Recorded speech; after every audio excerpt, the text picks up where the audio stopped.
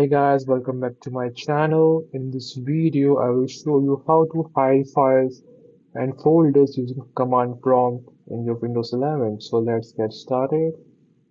Go to search bar and type command prompt. As you can see here, command prompt option. Select it and go to run as administrator. Now you have to click on yes. It will open command prompt window. Now you have to navigate to the folder location, type cd desktop and press the enter key.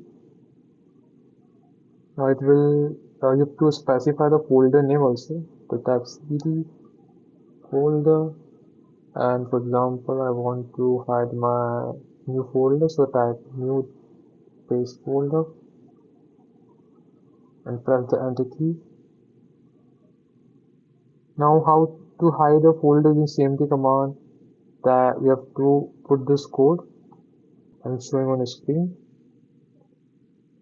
You have to type @,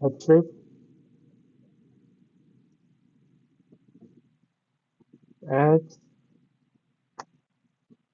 plus s plus r, and you have to put the folder name. Actually, it's not specifying my folder because I have two folder with the same name as new folder. That's why it's not specifying.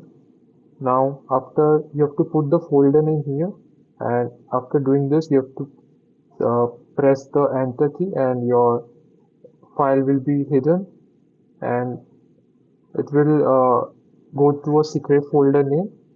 Now, just you have to put this command in the Windows key and press the enter.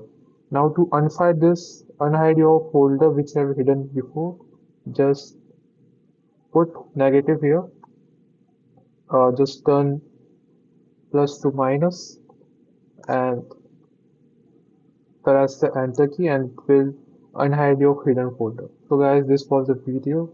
I hope you like it, and comment down if you have any issues while working this trick. I will help you out, and thanks for watching.